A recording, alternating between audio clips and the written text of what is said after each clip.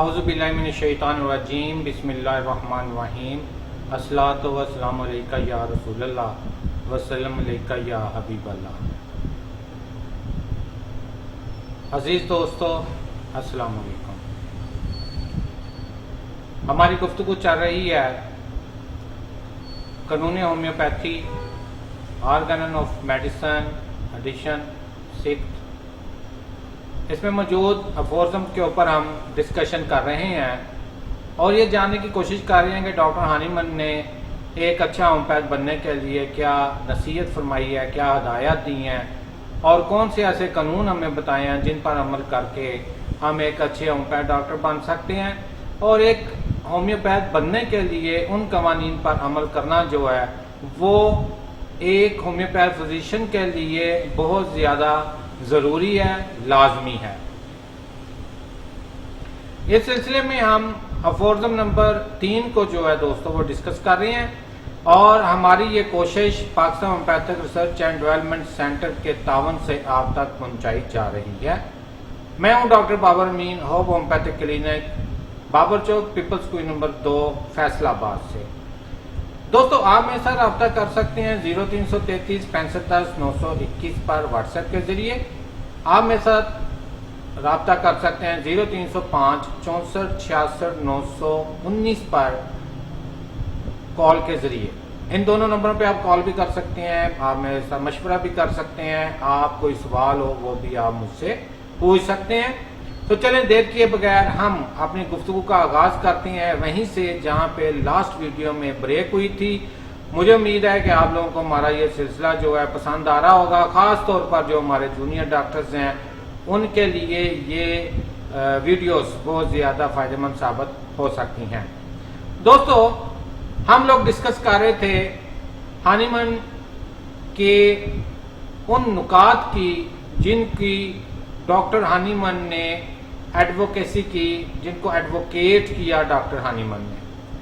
ان میں پہلا نقطہ تھا nothing can be known of disease except through symptoms, اس کو ہم ڈسکس کر چکے۔ اس کے بعد it is the patient who is ill and not his parts اور آرگنس، اس کو بھی ہم تفصیلاً پچھلی ویڈیو میں جو ہے وہ ڈسکس کر چکے ہیں۔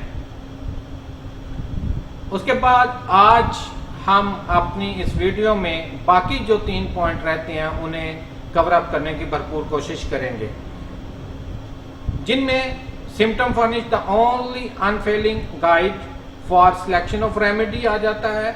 اس کے بعد the remedy is hardly ever indicated by a single symptom however peculiar it may be، اور لاسٹ جو آتا ہے پوائنٹ ہمارے پاس جس کو ایڈوکیٹ کیا ڈاکٹر ہانیمن نے، وہ ہے peculiar characteristics individualizing symptoms in the case and not common symptom denote minimum۔ تو دوستو ہمارے یہ جو 3 باقی نکات رہتے ہیں ہم ان کا جائزہ لیتے ہیں، ان کو ڈسکس کرتے ہیں کہ اس میں ڈاکٹر ہانیمن جو ہے وہ ہمیں کیا کہہ رہے ہیں، ان کے پیچھے کیا فلسفی جو ہے وہ چھپی ہوئی ہے، اس کو ایکسپلور کرنے کی ہم کوشش کرتے ہیں۔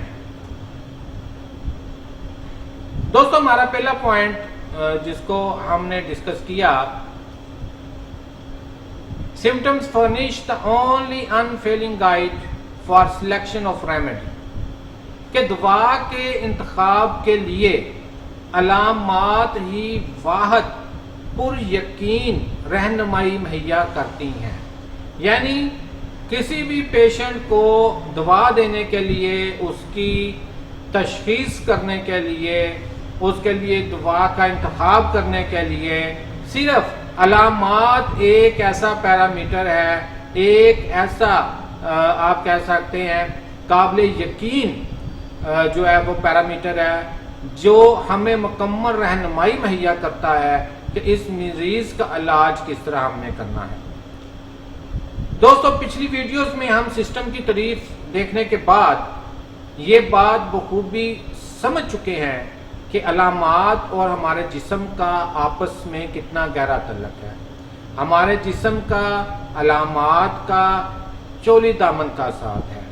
ہم نے دیکھا کہ علامات وہ اشارے ہیں جو ہمارے جسم کی زبان کے طور پر کام کرتے ہیں، یعنی ہمارا جسم اپنے اوپر ٹوٹنے والی آفت کی تباہ کاریوں، اس کے نقصانات، اس کے ظلم و ستم کی اطلاع ہمیں ان علامات کے ذریعے دیتا ہے۔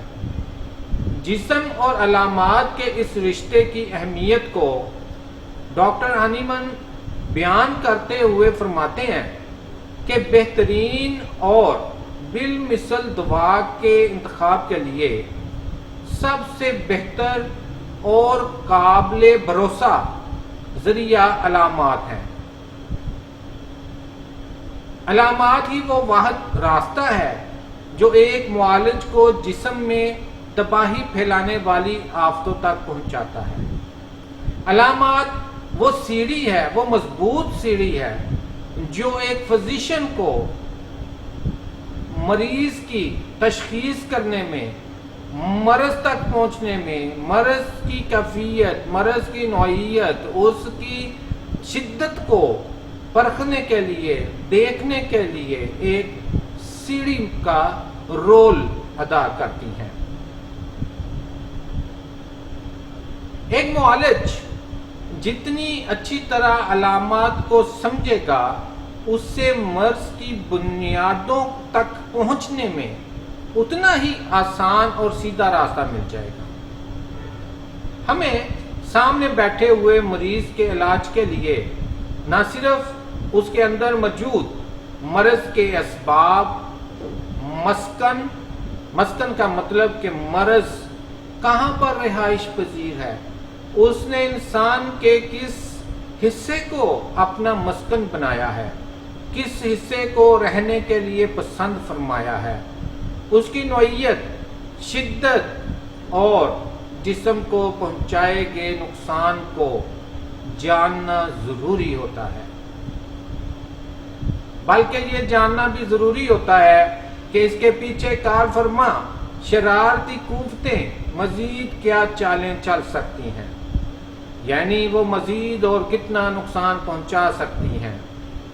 ہمیں یہ ساری معلومات حاصل کرنے کے لیے مریض کا بغور مشاہدہ کرنا پڑتا ہے، آبزرویشن کرنی پڑتی ہے۔ بات پھر وہی پہلے پوائنٹ پہ چلی گئی جہاں پہ ہم نے دیکھا تھا کہ ڈاکٹر ہانیمن فرما رہے ہیں کہ ایک اچھے معالج کے لیے ضروری ہے کہ وہ علم الادویات پر دسترس رکھتا ہو، وہ علم الامراض پر دسترس رکھتا ہو، اور پھر ان کو استعمال کرنے کے طریقوں پر بھی دسترس رکھتا ہو۔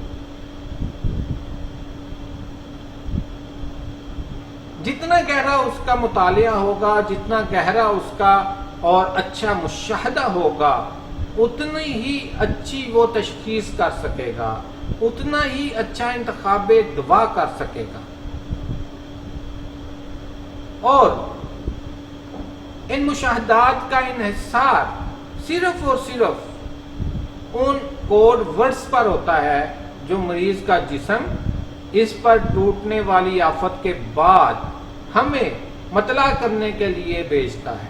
جیسے میں پہلے بھی بتا چکا ہوں کہ جب ہمارا جسم متاثر ہوتا ہے کسی بھی ماربوفک ایجنٹ سے، کسی بھی ایسی چیز سے جو جسم کے لیے نقصان دہ ہے، اس سے جب وہ متاثر ہوتا ہے، جب وہ چیز جسم کے اندر جاتی ہے اور ہمارے جسم کی جو خوبصورت ہارمونی ہوتی ہے، جو ایک مثالی اعلیٰ درجے پر صحت مندانہ کیفیت ہوتی ہے، اس میں وہ خلل پیدا کرتی ہے۔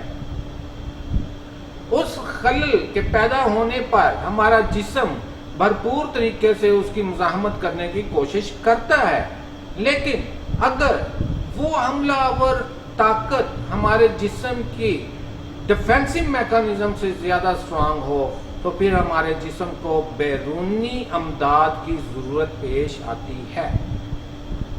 اب جب ہمارے جسم نے بیرونی امداد مانگنی ہے تو کم از کم وہ ان کو باہر بتائے گا کہ مجھے کس قسم کی مدد کی ضرورت ہے، میں کس آفت میں گرا ہوا ہوں، میں کس تکلیف میں ہوں، مجھے کیا پرابلم ہے، تو اس کو باہر سے ایک بھرپور اور فائدہ مند امداد مل پائے گی۔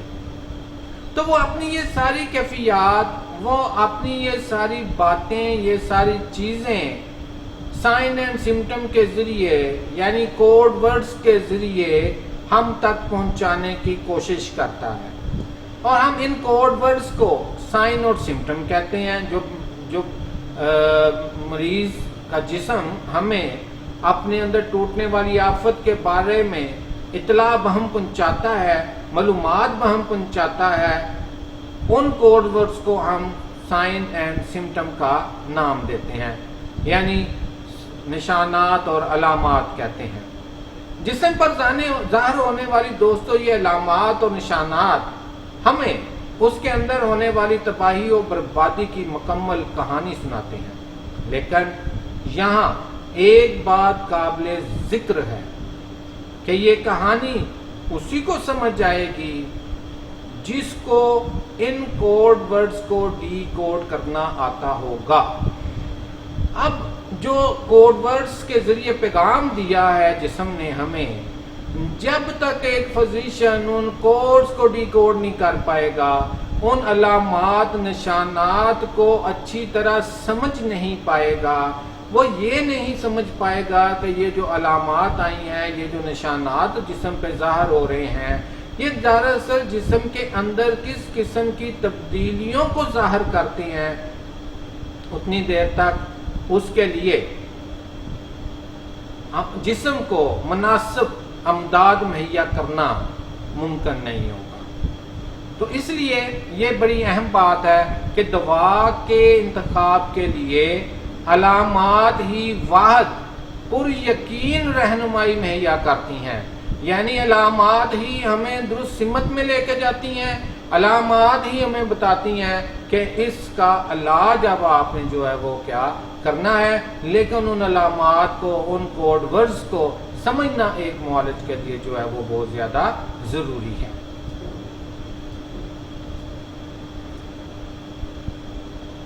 دوستو اس کے بعد ہمارے پاس نیکسٹ پوائنٹ آتا ہے، دا remedy is hardly ever indicated by a single symptom, however peculiar it may be.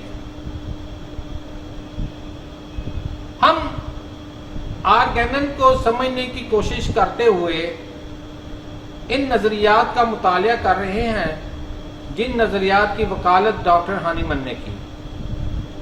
ان نظریات میں 4 نمبر پر جو نظریہ آتا ہے وہ دوا کے انتخاب سے متعلق ہے۔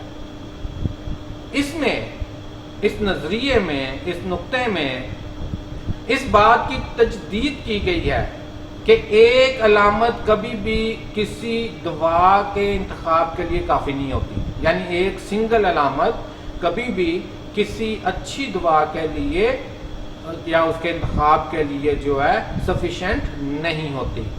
تا وقتے کے علامت کسی دوائی کی مخصوص ترین علامت ہو، پیکیولر علامت ہو، یعنی اتنی دیر تک سنگل سمٹم کے اوپر ہم کسی بھی مریض کے لیے دعا کا انتخاب نہیں کر سکتے جب تک کوئی ایسی علامت نہ ہمیں مل جائے جو بہت ہی زیادہ منفرد ہو، بہت زیادہ پیکیولر ہو کسی بھی دوا سے۔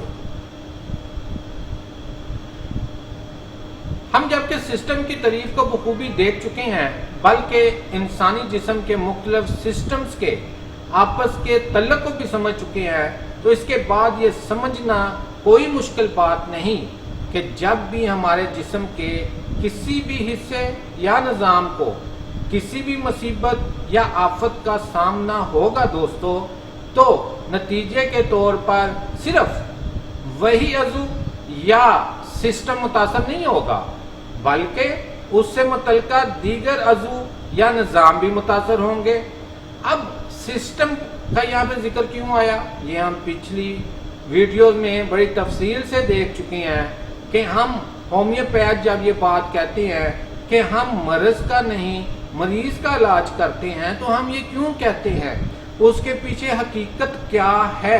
اسے ڈاکٹر ہانیمن صاحب کی مراد کیا ہے؟ اس کو بڑی تفصیل کے ساتھ जामिया तरीके से हम पिछली वीडियोस में जो है वो डिस्कस कर चुके हैं। आप उन वीडियोस को देखें तो इंशाल्लाह ताला आपका कंसेप्ट जो है वो क्लियर हो जाएगा। तो दोस्तों बात हो रही थी कि जब भी हमारे जिस्म के किसी भी हिस्से या निज़ाम को किसी भी मुसीबत या आफत का सामना करना पड़ता है तो नतीजे में सिर्फ वही हिस्सा मुतासर नहीं होता या वही निज़ाम मुतासर नहीं होता, बल्कि उससे मुतल्लिका दीगर अज़ू या निज़ाम भी मुतासर होंगे। मरज़ की इब्तिदा में यकीनन मुतासरा हिस्से के करीबी साथी अज़ू मुतासर होते हैं और जैसे जैसे वक्त दोस्तों गुजरता जाता है मरज़ अपने पंजे दीगर अज़ा में भी गाड़ देता है। यही वजह है कि होम्योपैथी में कोशिश की जाती है कि बिल मिसल दवा का इंतखाब मजमूई अलामत को मद्देनजर रखकर किया जाए बजाय किसी एक अलामत के। ऐसी दवा को ही बिल मिसल दवा कहा जा सकता है, लेकिन बाज़ औक़ात मरीज में कोई एक या चंद अलामत ऐसी मिल जाती हैं जो किसी भी एक दवा की मखसूस अलामत होती हैं, उसके बाद हमारे पास कोई सेकंड ऑप्शन नहीं होता, वो अलामत किसी और दवा में पाई नहीं जाती। ऐसी अलामत हमारे मटेरिया मेडिका में मौजूद किसी और दवा में नहीं मिलती। मिसाल के तौर पर आपके पास वीपिंग एक्जिमा का मरीज आता है और कहता है कि डॉक्टर साहब मैं ज्यादा लंबे अरसे तक जिंदा रहने के लिए इलाज नहीं करवाना चाहता, यानी मुझे इलाज कराने का शौक नहीं है, ना ही मैं कोई ज्यादा लंबे अरसे तक जिंदा रहने के लिए अपना इलाज करवाना चाहता हूँ, लेकिन मेरी एक बेटी है जिसकी उम्र ज्यादा हो रही है और मैं चाहता हूँ कि उसकी शादी हो जाए। मेरा एक बेटा भी है जो जॉब ढूंढ रहा है। अगर मैं इसी तरह वीपिंग एक्जिमा का शिकार रहा तो कौन है जो आगे आएगा और इन मामलात को देखेगा, मेरे इन मसाइल का हल करेगा, मेरी बेटे की शादी में मदद करेगा, मेरे बेटे की जॉब में मदद करेगा।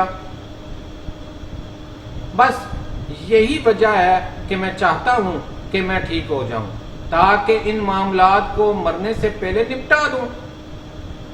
ऐसी मखसूस पेक्यूलियर अलामत पर किसी एक दवा का इंतखाब मुमकिन है।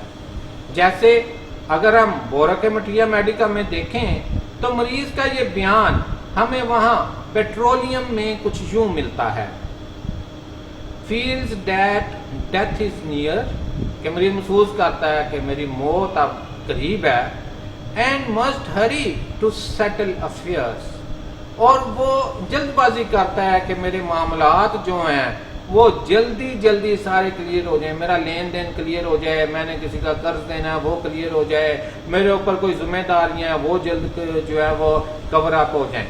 तो वीपिंग एक्जिमा के साथ ये ज़हनी कैफियत सिर्फ पेट्रोलियम में मिलती है कि हमारा जो मटेरिया मेडिका है उसमें वीपिंग एक्जिमा के साथ ये ज़हनी कैफियत किस में मिलती है, सिर्फ पेट्रोलियम में मिलती है।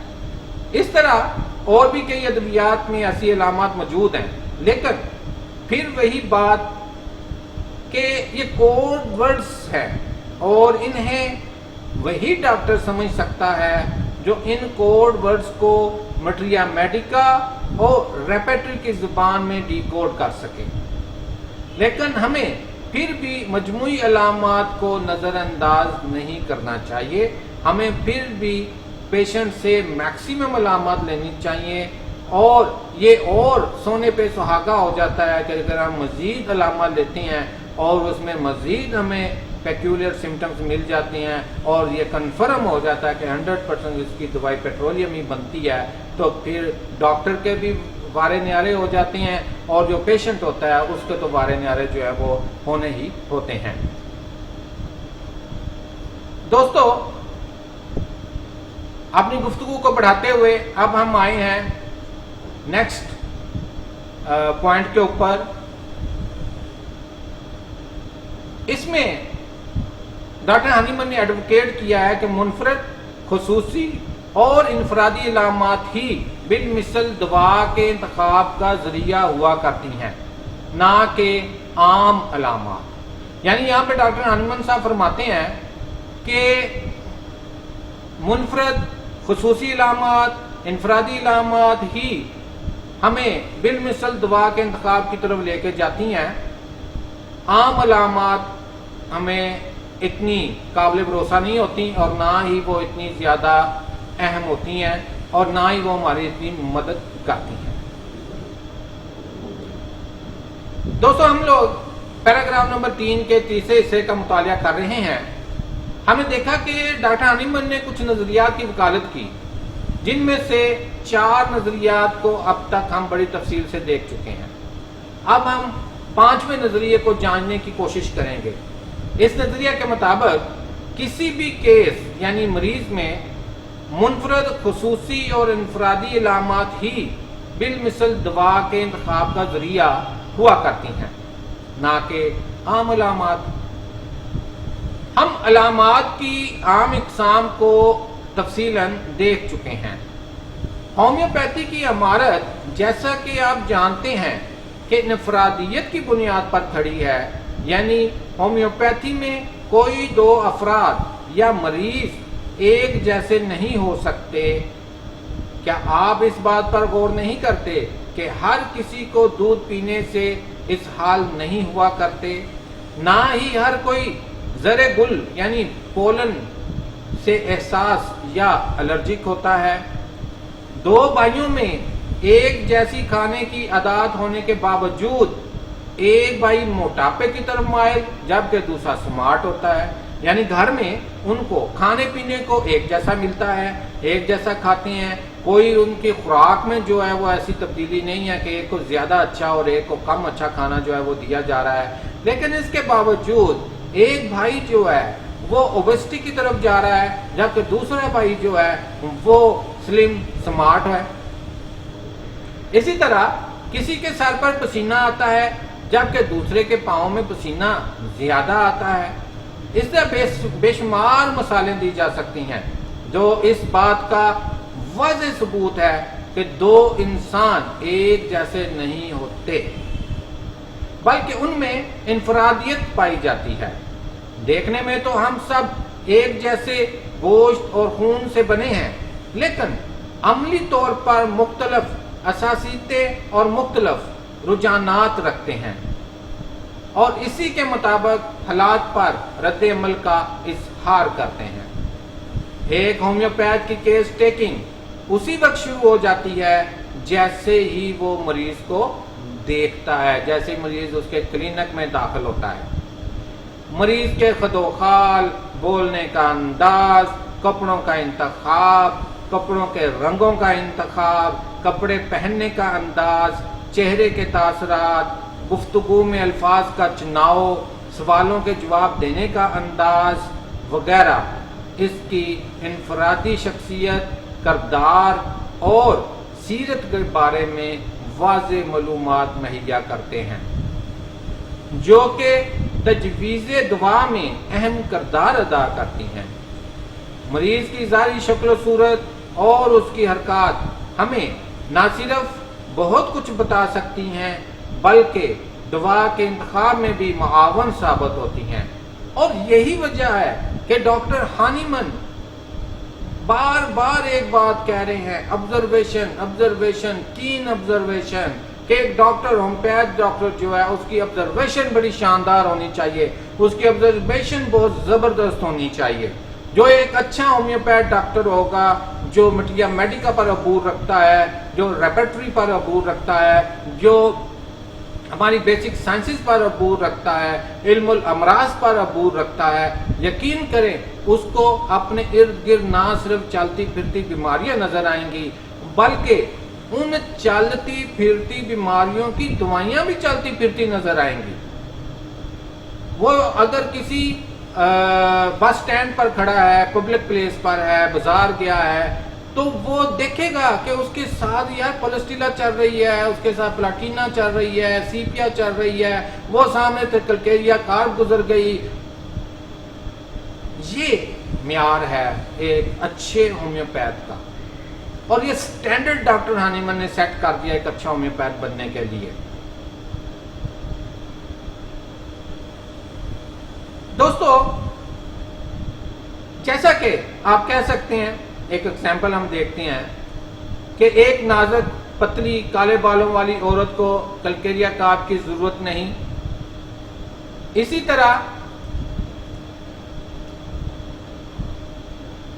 10 منٹ تک انتظار کرنے پر چچڑا پن پیدا ہو جائے تو ایسے افراد آرسینک ایلبم، نیٹرم میور، مرکیورس یا نقص ومیکا میں سے کسی ایک کے ضرورت مند ہو سکتے ہیں.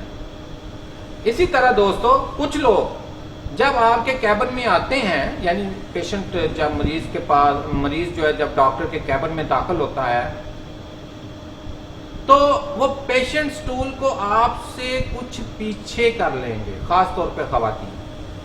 یعنی آپ نے سٹول رکھا ہوا ہے، پیشنٹ جس پر بیٹھتا ہے اور آپ چیک کرتے ہیں تو کچھ مریض ایسے ہوں گے جو آئیں گے تو سٹول کو پکڑ کے تھوڑا سا پیچھے کر لیں گے، کچھ اسے کھینچ کر آپ کے قریب لے آئیں گے جیسا کہ اکثر فاسٹ فورس کے مریض کرتے ہیں، اور کچھ وہیں بیٹھ جائیں گے جہاں سٹول رکھا گیا تھا. اسی طرح اکثر بھڑکیلا جاذب نظر لباس زیب تن کیے ہوئے افراد کو ارجنٹم، فاسفورس یا میڈورینم کی ضرورت ہو سکتی ہے. کچھ لوگ کالا رنگ پہننا پسند کرتے ہیں، جیسے خاص طور پر اگنیشیا، نیٹرم میور اور سیپیا. وہ زیادہ جذباتی مزاج رکھنے والے اکثر پلسٹیلا، فاسفورس یا گریفائٹس کی طرف اشارہ کرتے ہیں، اور اکثر خصوصاً خواتین گلابی رنگ پہنتے ہیں. ایسے افراد جن کا لباس گندا ہو اور وہ لباس کے حوالے سے لاپرواہ ہوں، وہ اکثر بریٹا، مرکیورس اور سلفر کی جانب اشارہ کرتے ہیں. کچھ افراد اپنی علامات بہت اعتماد کے ساتھ اور صحیح بتاتے ہیں، جیسے آرسینک کے پیشنٹ ہو گئے، کلکیریا ہے، کالیز ہیں یعنی کالی کا پورا گروپ، اس کے بعد نیٹومیور ہے.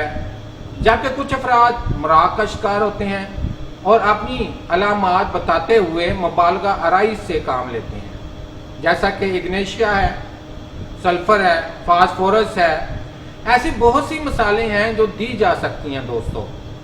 اس سے ہمیں یہ معلوم ہوتا ہے کہ اگر ہم کسی بھی مریض کی بالمثل دوا کا انتخاب کرنا چاہتے ہیں تو ہمیں اس میں موجود پیکیولر، کریکٹرسٹک، انڈیویجولائزنگ سمٹمز کو تلاش کرنا ہوگا. بالمثل دوا کا انتخاب صرف کامن یعنی عام علامات پر ممکن نہیں ہو سکتا. دوستو یہ تو تھی آج کی گفتگو. آج کی گفتگو کا جو موضوع تھا وہ پوائنٹ تھے جن کو ڈاکٹر ہانیمن نے ایڈوکیٹ کیا تھا، وہ نظریات تھے جن کو ڈاکٹر ہانیمن نے ایڈوکیٹ کیا تھا، اور ہم ان کو دیکھ رہے تھے کہ ڈاکٹر ہانیمن جو ہے وہ ہمیں ان پوائنٹس کے ذریعے کیا میسج جو ہے وہ دینا چاہ رہے ہیں. دوستو انشاءاللہ تعالی ابھی ایک چھوٹا سا میں آپ کو خلاصہ پیش کر دیتا ہوں جو اب تک ہم ڈسکس کر چکے ہیں. کہ فورزم نمبر 3 کو ہم پڑھ رہے ہیں، اس میں ہم نے پرسیپشن کو دیکھا، اور پرسیپشن میں ہم نے دیکھا کہ نالج آف ڈیزیز ہونا چاہیے، ڈاکٹر کو نالج آف میڈیسن ہونا چاہیے، نالج آف اپلیکیشن ہونا چاہیے. Knowledge of disease, knowledge of medicine کو ہم بڑی تفصیل سے ڈسکس کر چکے ہیں. آپ میرے چینل کے اوپر ان ویڈیوز کو جو ہے ملاحظہ کر سکتے ہیں. نالج آف اپلیکیشن کو ہم ڈسکس کر رہے ہیں. اسے اگر آپ کو یاد ہو تو ہم نے 4 حصوں میں تقسیم کیا تھا. ان میں سے ایک حصہ تھا سمٹم میچنگ. تو سمٹم میچنگ میں ہم کلاسیفیکیشن آف سمٹم کو ڈسکس کر رہے ہیں. کلاسیفیکیشن آف سمٹم میں ہم نے دیکھا تھا کہ کامن یوز کلاسیفیکیشن ہے، ہانیمن کلاسیفیکیشن ہے، بوئنگ ہانسن میتھڈ ہے، بورک میتھڈ ہے، بوگرز میتھڈ ہے، کینٹ میتھڈ ہے، لیڈنگ میتھڈ ہے. یہ سارے میتھڈ ہیں. ان میں سے ہم نے کامنلی یوزڈ کلاسیفیکیشن میتھڈ جو ہے وہ آج مکمل کر لیا. آج ہم نے اس کو بھرپور طریقے سے ڈسکس کر لیا کہ کامنلی یوزڈ جو کلاسیفیکیشن میتھڈ ہے وہ کیا ہے اور اس میں ہم کیا کچھ کرتے ہیں. اس کے بعد انشاءاللہ تعالی نیکسٹ جو ویڈیو آ رہی ہے جو بہت جلد پوسٹ کی جائے گی وہ ہوگی ڈاکٹر سیموئل ہانیمنس میتھڈ. کہ ہم نیکسٹ ویڈیو سے انشاءاللہ تعالی ڈاکٹر ہانیمن کا جو میتھڈ ہے کلاسیفیکیشن آف سمٹم کا اس کو ڈسکس کرنا شروع کریں گے. مجھے امید ہے کہ ہماری یہ کاوش، ہماری یہ کوشش ہمارے پیارے خوبصورت ہومیوپیتھس کو جو ہے پسند آئے گی. دوستو ویڈیو کو پورا دیکھا کریں، اپنے کمنٹس ضرور دیا کریں. جو سوال ذہن میں آئے وہ لازمی طور پر ہمارے چینل کے کمنٹس باکس میں لکھا کریں تاکہ آپ کو اس کا آنسر کیا جا سکے. ویڈیو کو لائک کیجئے گا، ویڈیو کو شیئر کیجئے گا، گھنٹی کے بٹن کو دبانا نہ بھولیے گا تاکہ جیسے ہی نئی ویڈیو آئے آپ کو پتہ چل جائے. اور ہماری آخر میں یہ دعا ہے کہ اللہ تبارک و تعالیٰ شعبہ طب سے منسلک جتنے بھی دوست ہیں ان سب کے ہاتھوں میں خصوصی شفا عنایت فرمائیں تاکہ ہم لوگ اس ذمہ داری کو احسن طریقے سے پورا کر سکیں، اپنے فرض کو ادا کر سکیں جو اللہ تبارک و تعالیٰ نے ہمارے اوپر یا ہمیں دیا ہے یا جس کے لیے ہمیں منتخب کیا ہے. دوستو اس کے ساتھ ہی میں آپ سے اجازت چاہتا ہوں. مجھے امید ہے کہ آپ کو آج کی ویڈیو پسند آئی ہوگی. لائک کیجئے گا، شیئر کیجئے گا، سبسکرائب کیجئے گا اور بیل آئیکن کو کلک کرنا نہ بھولیے گا. انشاءاللہ پھر آپ سے ملاقات ہوگی بہت جلد. اللہ حافظ.